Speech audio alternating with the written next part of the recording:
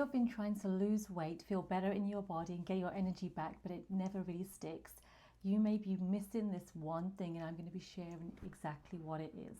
Hi, I'm Shani. I'm a functional wellness coach. I've helped my clients release 10 to 35 pounds in weight, increase their energy levels and feel amazing in their body by using a root cause approach.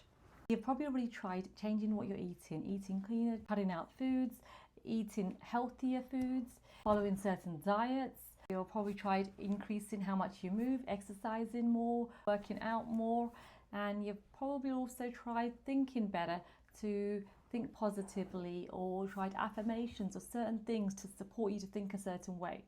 But here's the thing, releasing the weight for good, increasing your energy levels and feeling better in your body, it requires shifting on a whole body level. It requires shifting on a physical level, taking the actions that support your body to feel nourished. It requires taking the actions that support your body to thrive, for it to release the weight, for it to increase energy. It requires you to shift on a mental level so that you're thinking and coming from the way of being a woman that has the energy, that releases the weight, that keeps the weight off. And it also requires you coming from the emotional aspect, from the emotional side of being the woman that shifts her emotions, that feels her emotions, that processes her emotions instead of stores them. Because emotions are energy. And if we don't let ourselves feel them, if we don't let ourselves recognize them, acknowledge them, they get stuck in our body, and that energy gets stuck in that body, and it impacts us on a physical level. It impacts our hormones. It impacts the body's ability to release the weight. It impacts energy levels. It impacts how you feel in your body. And it makes all of those things harder to do if that energy is staying stuck from emotions. So early on in my health journey, I definitely focused a lot on the actions and doing the things that I thought my body needed for me to feel better, for me to have more energy, for me to release the excess weight, for me to get it to work better. And it was easy to follow that because we think doing is what is going to make the difference in these physical symptoms as such. But it's so easy to kind of ignore the impacts of feeling our emotions. This has been a huge part of my journey, and I've seen it with my clients too. Those symptoms, when that weight just doesn't stay off, yes, the physical actions you're taking are important, but a big part of this is often addressing the emotional side and shifting how you are supporting yourself emotionally. And in today's video, I'm going to be sharing my top tips when it comes to feeling emotions. So I would say number one is to support safety within the body. Because when the body is feeling safe, there is a sense of being able to move from a place where your body is feeling safe more consistently. And what I found really important in encouraging safety within the body is to have these anchor points in your day, to set up your day so it naturally supports safety within the body, it naturally supports you to feel a sense of peace and calm. And certain anchor points in the day can support the body to know what to expect, can support a level of consistency within the body, can support a level of the nervous system to be able to relax and know what to expect going forward. And so what I found really helpful is to have certain anchor points through the day, and the morning is a great time to have these anchor points where you start off your day signaling safety to the body. And one of the such important signals I have found is getting that early morning daylight, getting sunlight. That could be stepping out just for 5 to 10 minutes, or it could be sitting by a window, or if you're able to, it could be getting out and going for a walk, a 20 or 30-minute walk in the morning. But being able to access sunlight, it signals to the body that it's morning, it signals to your nervous system, it's giving such a big signal to the body, to the hormones, and that is such an important part in regulating the body, in providing consistency, stability, safety within the body. When it comes to these anchors, different anchors are going to be supportive for you at different stages of health, at different stages in your wellness journey, at different stages in your life.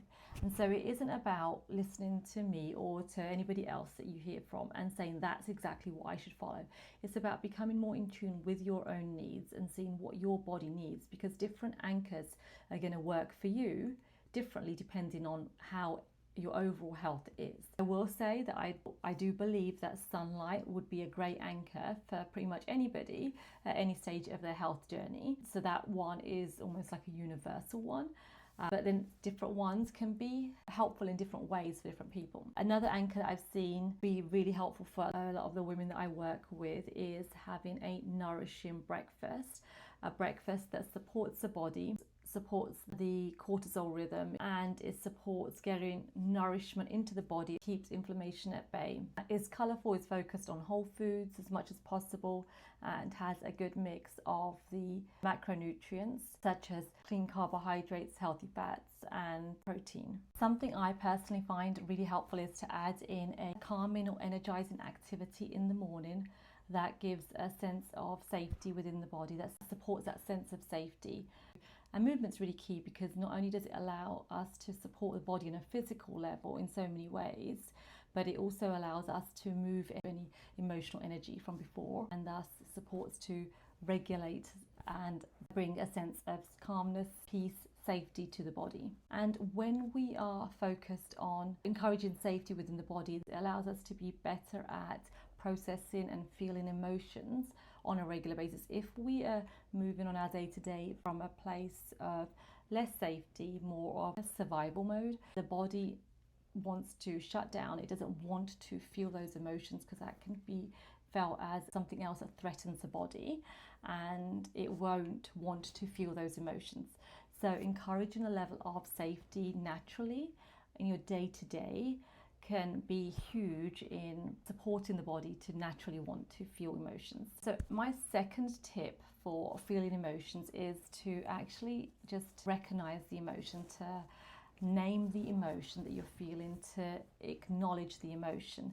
And this is key because it allows you to acknowledge yourself by acknowledging this emotion. Often, a lot of the women I work with, they're busy moms, they're on the go all the time, they are not used to making that time for themselves. They're prioritizing everyone and everything else before themselves, and it's a shift in way of being.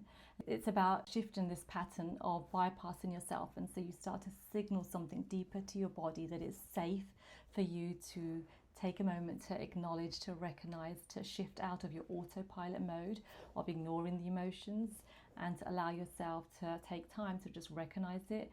And then that is the first step into then feeling the emotion.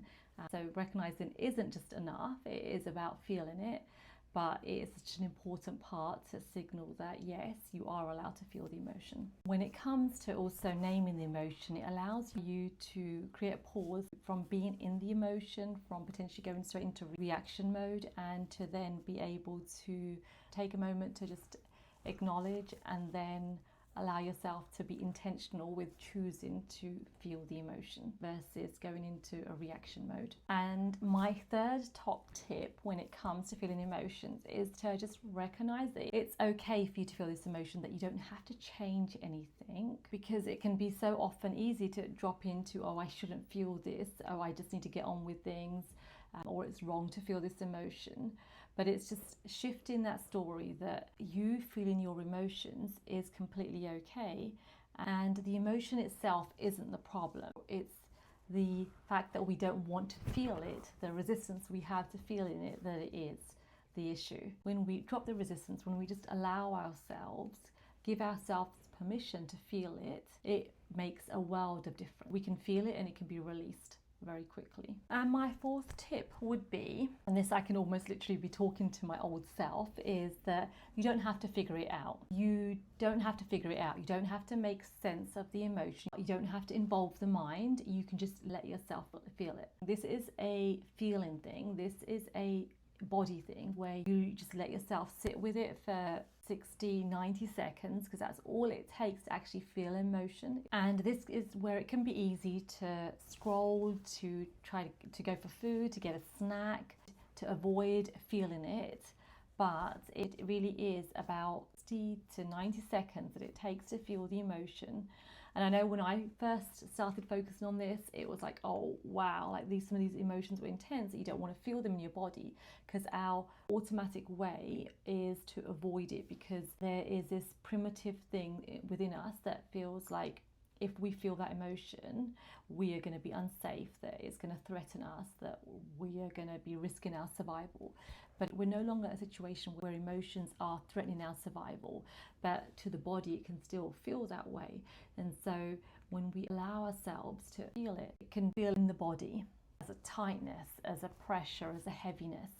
And when we sit with it for 60, 90 seconds, we feel that that sensation shifts as the time goes on. My number 5 tip would be to let it move, because emotions are energy in motion. So let yourself move in whatever way feels aligned, whatever way feels like it's coming up, whether that's crying, whether that's like shaking your body, whether it's doing a dance, whether it's going for a run or a walk, whether it's punching a pillow, whatever feels like it feels aligned, let your body move the emotion through it. You can use breathing and humming, sighing as well. So there's so many different ways to do this, and it's about finding what works best for you in that situation and trying different things out ahead of time.